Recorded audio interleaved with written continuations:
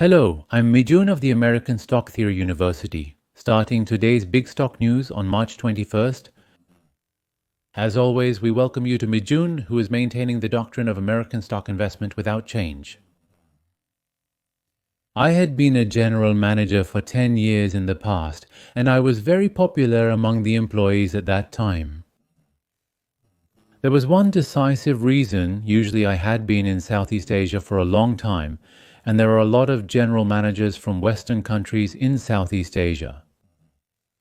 But these friends usually focus more on sales than on sales. Of course, sales are also important. But there are a lot of general managers who are very focused on reducing costs. But from their perspective, in my case, I usually put a lot of focus on maximizing those sales. I managed the costs a bit reluctantly. For example, in the environment where those employees were working, I was one of the few who invested a lot. That's the same when I work personally.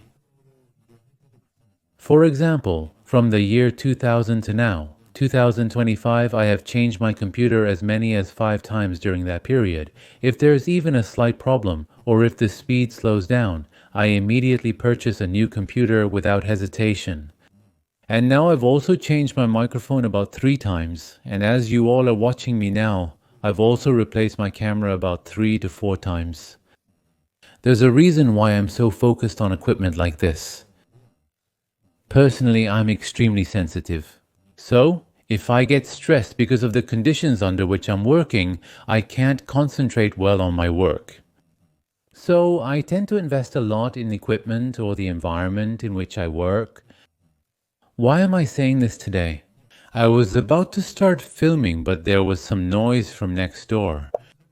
So, due to the structure of these British houses, I'm very concerned about the soundproofing not being good enough. So, I'm a bit worried about whether I can concentrate properly on today's broadcast. Today is, after all, Friday. With a mix of sadness and joy, I'll proceed with the recording.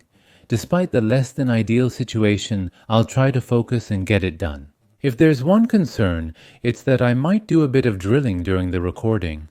If the sound of this drill doesn't interfere, I'll take some of that wind. Well, let's start on March 21st in a not-so-great environment. Let's start today's big news right away. I'll try to start with the big news again today. If you look at the Monday's S&P 500 peak, yesterday was a record high. There are mixed types of stocks that have fallen and risen here and there. At a glance, the red color of the fallen stocks seems to stand out more than the number of rising stocks.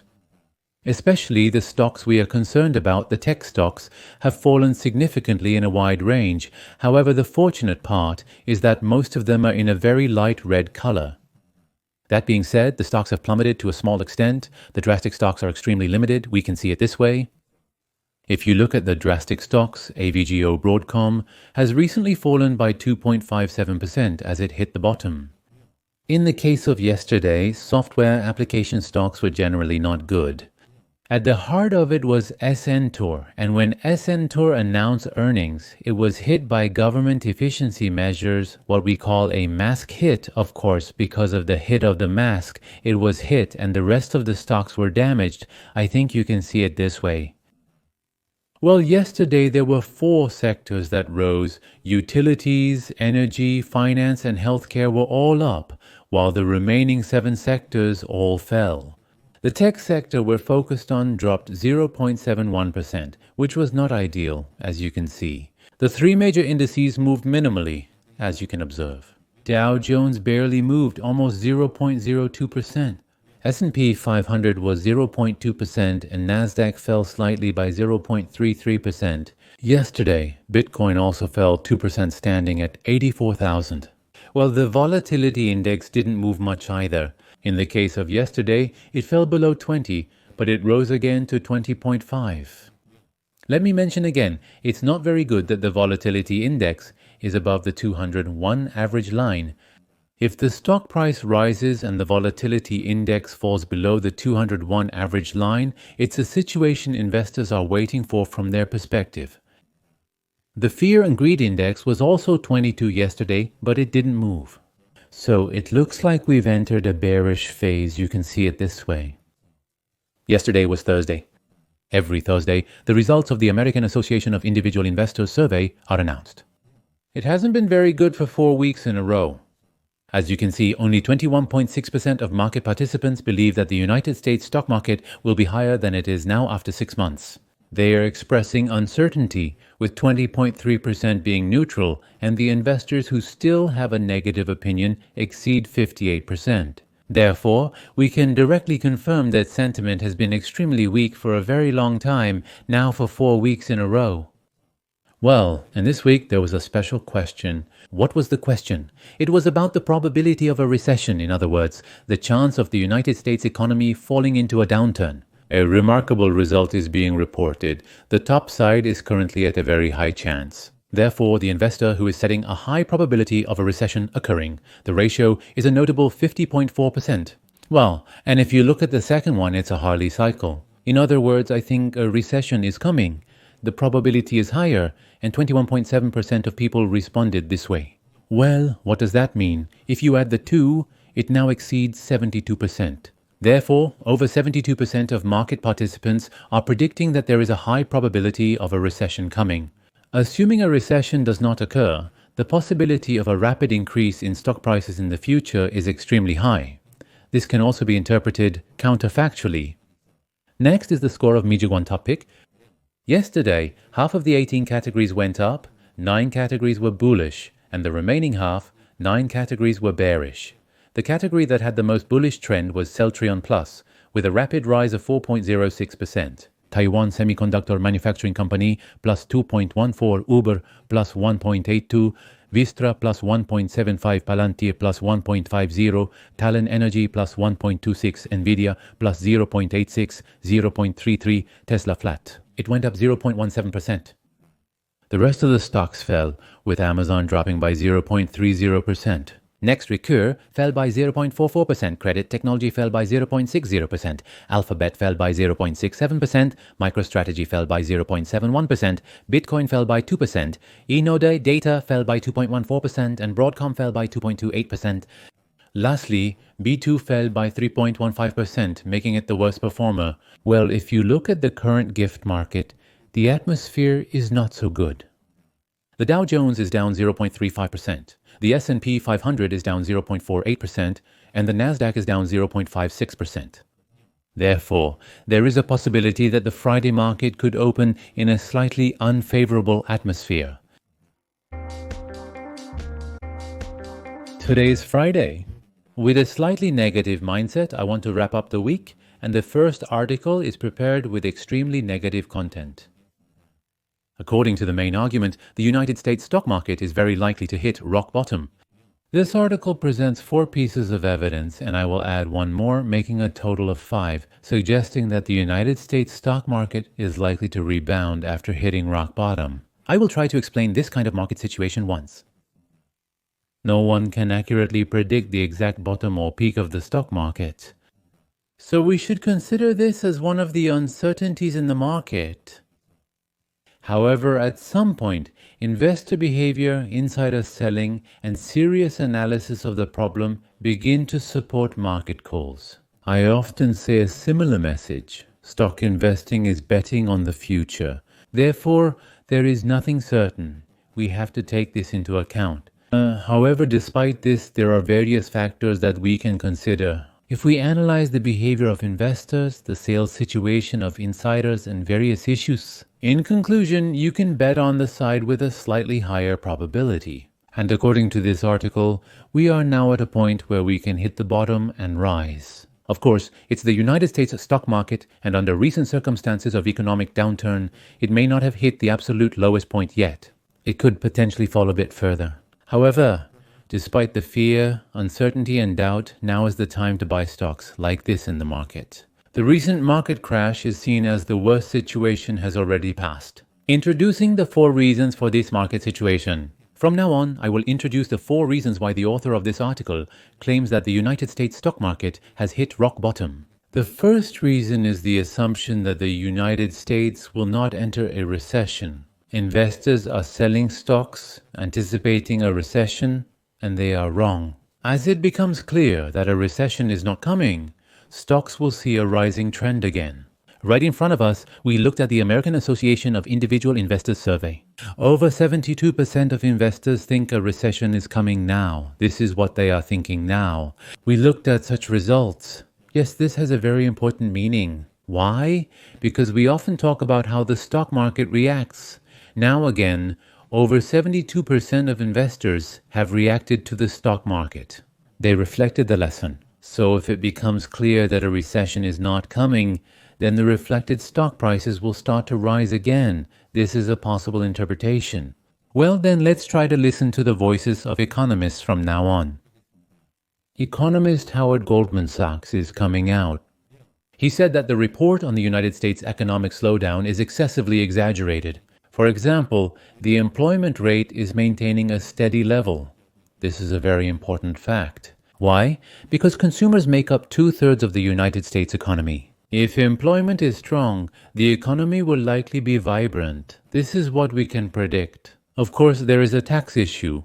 Taxes are consumer taxes. Consumers have to pay more for a certain amount. That's tax. Therefore, it has the effect of reducing income and consumption. The uncertainty related to taxes has also shaken the investment and lending decisions of companies and banks.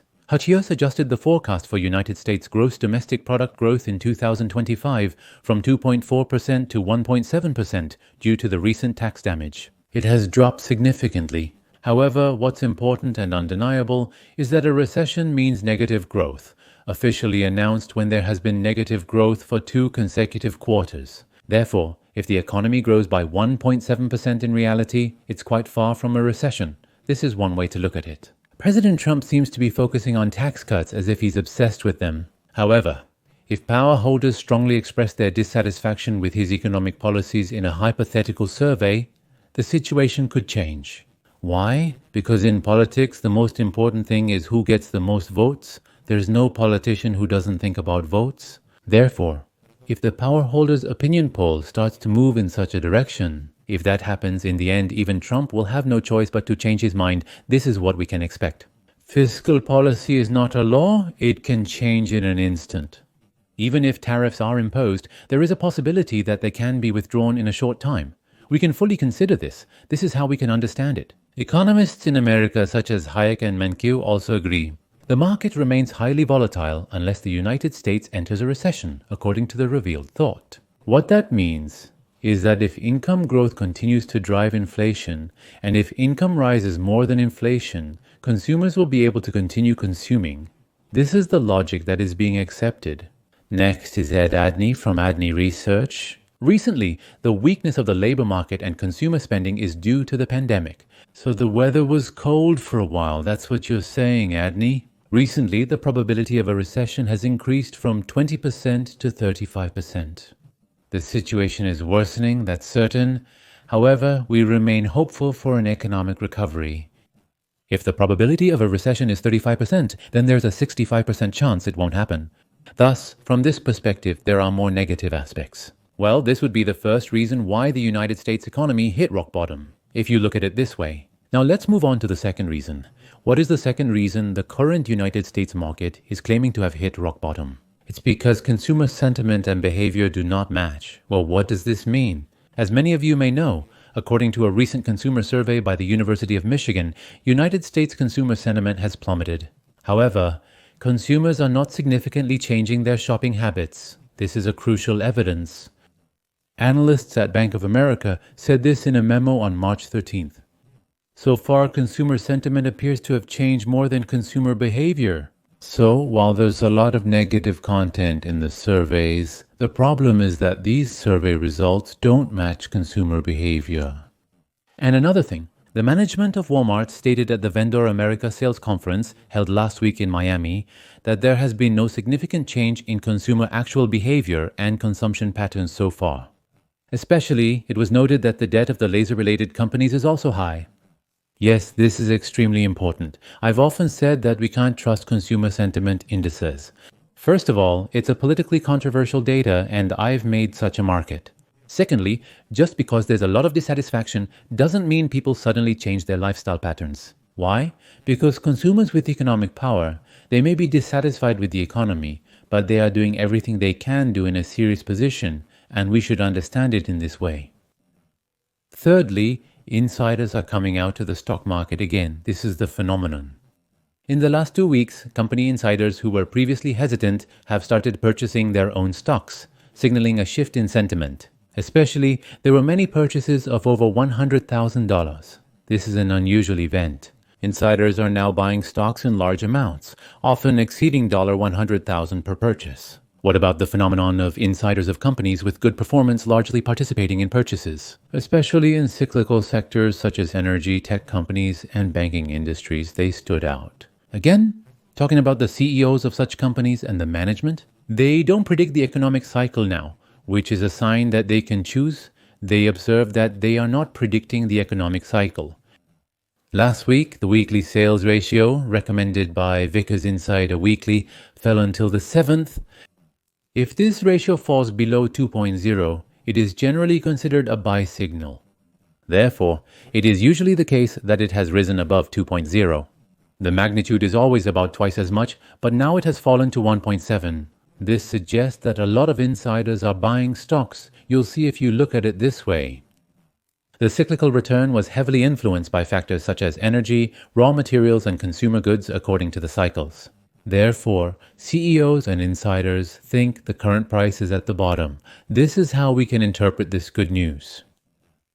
Yes, the third point is that investor sentiment has cooled significantly. Investor sentiment is a contrarian indicator of value. We call this a contrarian investment. So, sometimes it's valuable to react against the majority opinion. It often pays off. That's what we're talking about. And the current public opinion is extremely pessimistic. There are two things that come out. Last week, the Investors Intelligence Bull-Bear Ratio, the Bull-Bear Ratio, talks about the ratio of optimists and pessimists. This has dropped to 0.8, and this indicator has always sent a strong buying signal whenever it falls below 1.0. So if this number falls below 1.0, there is a high possibility that it's the bottom. And secondly, the American Association of Individual Investors, which we know well, a buying signal has appeared. What we know is this. If the ratio of bullish and bearish investors exceeds 40%, the stock's rise is extremely high after 3 months, 6 months, and 1 year. This is what we know now, but here it provides another piece of information. It's also extremely rare for a weak bullish sentiment to precede a strong bullish sentiment by more than 10 points for 4 consecutive weeks.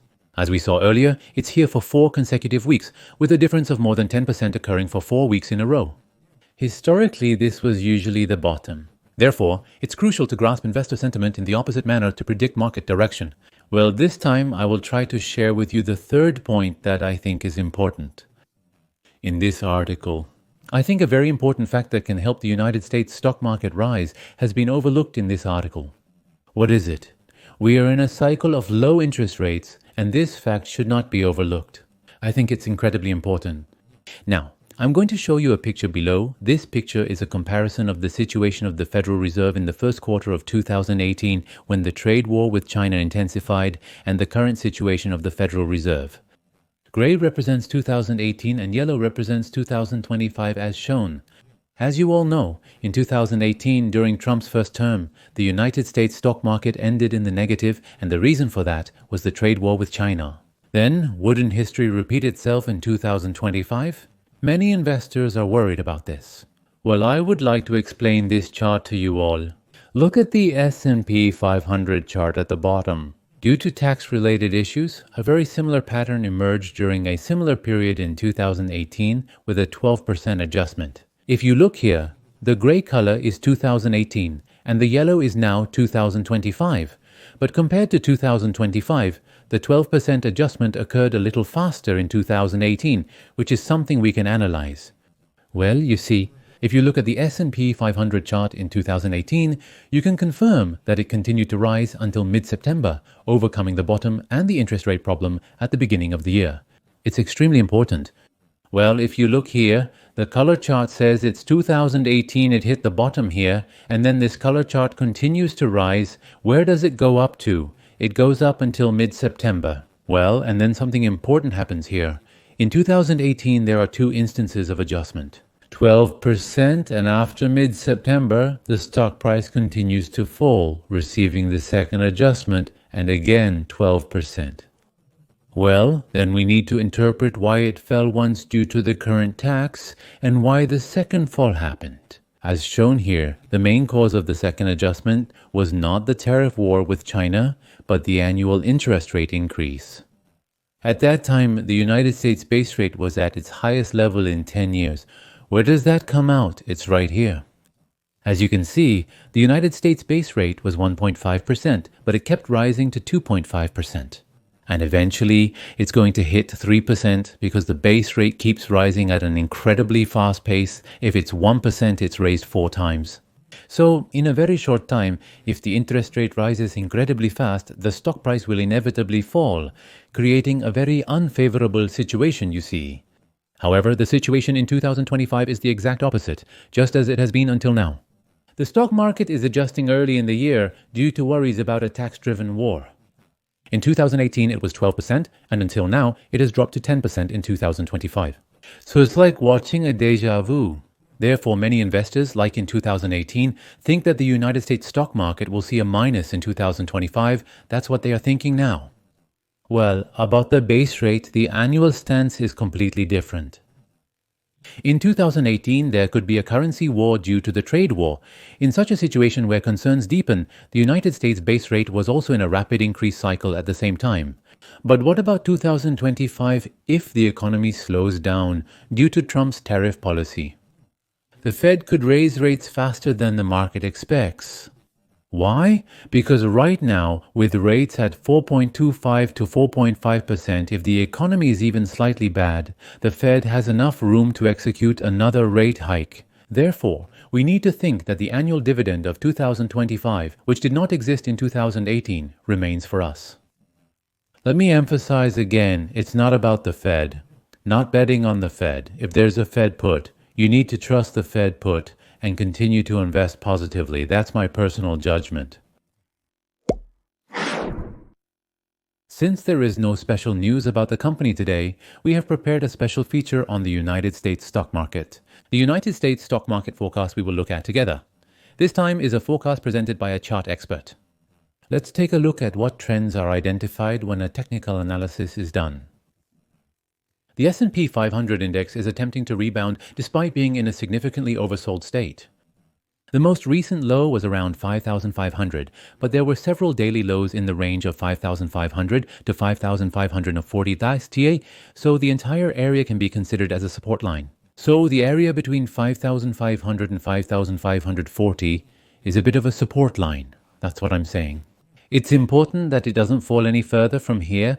I mentioned last Thursday that it's important for the low to be set and for it to gradually rise. You can understand it in the same context.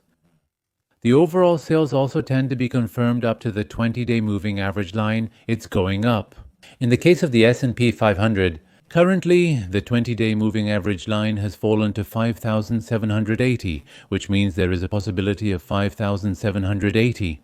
Additionally, the 200-day moving average line, which played a supporting role around 5,770, is likely to become a lower line as it has fallen below the 200-day moving average. When it rises again, breaking the 200-day moving average will be difficult. Well, the important part is that the 20-day moving average line and the 200-day moving average line are almost meeting. So if these two lower lines collide, we can understand that breaking this part is extremely important. Next, we have the put-call ratio. To reiterate, a put option is a bet on a decline and a call option is a bet on a rise. More puts indicate negative market sentiment, while more calls suggest a very positive market mood. That's how you should interpret it. However, currently, the speed of put purchases is hardly decreasing, so the put-call ratio in stocks continues to rise. In fact, the number of people buying puts is gradually increasing more than those buying calls. And both indices are currently marking highs on the chart, which can be understood as the overheated state of the stock market. The weighted average number at the bottom is higher than last year's peak, and it's the highest level since the 10% stock market adjustment in the fall of 2023. Therefore, the fact that the put-call ratio is extremely high means that the bottom has practically been reached. This is how it can be interpreted. However, these indices usually start to reverse and fall before they give a sell signal, which is why technical experts usually don't pay attention to them. There's a possibility it could decline even more. If you look here, this is the peak and it falls, and this is the peak and it falls, and this is the peak and it falls. So, when the Bitcoin ratio hits a peak and falls, that's a sell signal. But as you can see here, the sell signal hasn't occurred yet. Now, if you look below, recently I set the weight a little higher and I'm looking at the Bitcoin ratio again. Here too, it went up extremely high. So now, it's a signal that it has hit the bottom. But the problem is whether it will rise up to here or whether it will be cut off here. I think it's possible to understand that the signal is important. Next is the market collapse. The market collapse has improved enough that both collapse oscillators have generated a buy signal. These signals were confirmed after going through the verification process for 2 days. Therefore, at present, the signal that the market collapse is showing is a buy signal, if you see it this way. There is also a second indicator related to the market collapse. It is said that the New York Stock Exchange had more new highs than new lows for 2 consecutive days. Up until now, there were more new lows than new highs, which was a bearish signal. But finally, this bearish signal has ended, it has stopped, allowing us to see a positive aspect. Next is the distribution coefficient. BIX is showing 2 combined graphs. So there are negative parts and positive parts. You can see it this way. Well, for now, on March 12th, the most recent high point, which had been emerging, suddenly rose. This story is about BIX's sudden rise. If it rises like this, it's a bullish signal. We know this part well, and this signal is still valid. Well, why is this valid? If BIX recently hit a high of 29.57 and does not increase the buy signal, then BIX hits this high. And again, if it does not exceed this level, the story is that the buy signal is valid. And usually, the buy signal of BIX, which has hit a point like this, is maintained for about 22 days. Changing it to calendar days means it is maintained for around a month. So since the buy signal appeared on March 12th, it's a valid buy signal until early April, if you look at it this way. However, there are negative signals that VIX is sending. Both the VIX index and the 20-day moving average are all higher than the 200-day moving average. I explained this part briefly earlier. And if the VIX index is formed higher than the 200-day moving average like this, the sell signal is still effective. It can be understood like this. Until the VIX index falls back below the 200-day moving average, this sell signal continues to be effective. So it can be understood that the bad part is still maintained. Well, that's the conclusion. Currently, it looks like a bull market. If the S&P 500 crosses the 22-degree average line, it is seen as a stop. So how much was it just in case? I said that the 22-degree average line of the S&P 500 collided with the 201-degree average line, 5,780, and 201 is 5,770.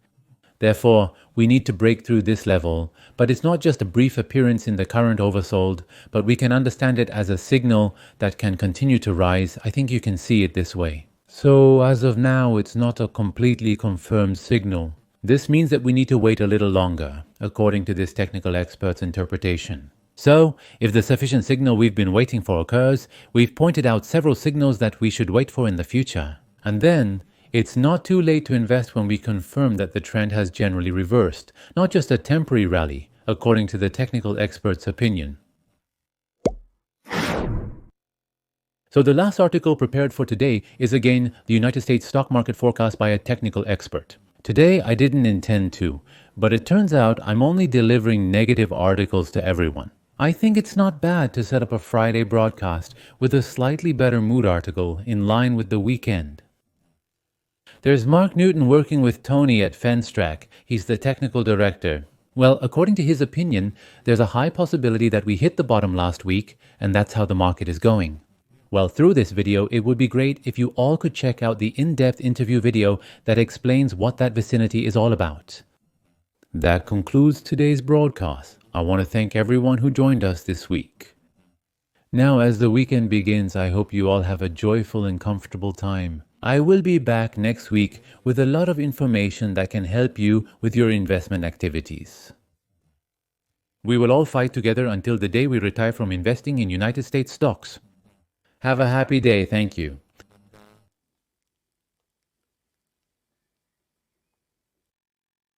The market that had been bullish for a while turned bearish yesterday. However, our next guest may already be hitting the floor. It's Mark Newton of Field Straps. Do you think we hit the bottom last week? What makes you think so? There were a few interesting things that happened last week. We started to see signs of the situation changing for the better. The VIX curve has inverted, and last week the stock put call ratio approached 1-0, recording 0.95, indicating that market sentiment is changing. When you see the same level of fear being sold as call, you can generally know that it is approaching the level of fear that coincides with the bottom. Last Friday and Monday, there were days when over 90% of all stocks and more than 90% of the volume were up. Such a rally after a steep decline not only repeats, but signifies the start of a meaningful rally movement, and is also a strong signal that it is very close to the bottom. Tories seemed to convey the same point on Monday, but received criticism for trying to find an exact point in a small movement. He predicted an early low point, and I think he pointed out the same signal that day. He seemed quite close because the market seemed to stabilize on that Friday. Did you see when Tom technically predicted that the market would hit bottom that week? Yes, I also watched CNBC, but a few things I wanted to point out came up again. Not only the serious weakness, but also the usual high return rate does not seem to be moving. If a genuine market order occurs, the spread widens significantly compared to the national average, and the junk bond yield increases, which is normal, then this is one problem. Everyone is afraid to pay taxes, and honestly, I don't think the economy or profits justify this level of fear. In reality, we are faring better than the January low point. If you look at the ratio of stocks that are reversing the 51 or 11 moving average, it has not fallen to the extreme levels we saw before. That's exactly the point. You mentioned about the rebound, but in reality, we don't seem to see that level of intensity. I usually think that there needs to be a 15-20% drop for a real panic sell to occur. The valuation has come down to a more reasonable level, getting closer to the fair value. Meanwhile, tech stocks will keep reinforcing their long-term advantages as the top profit center through 2025. Some say that MAG7 has become LAG7, but I don't think so. I'm immersed in the splendor of March from various aspects. However, technically, many charts are still bullish. In the medium term, key stocks have fallen by 20-30%. A significant number of these are gaining value. The tension is rising, but it's not dangerous, it's slowly calming down.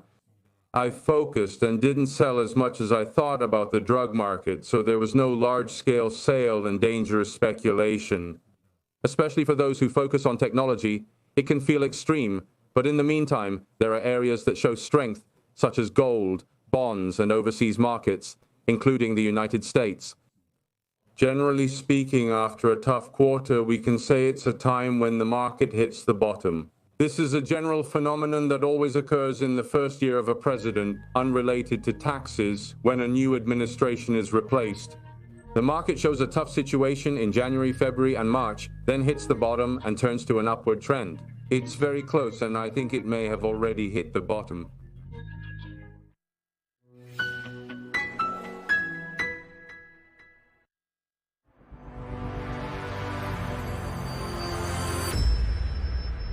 Thank you.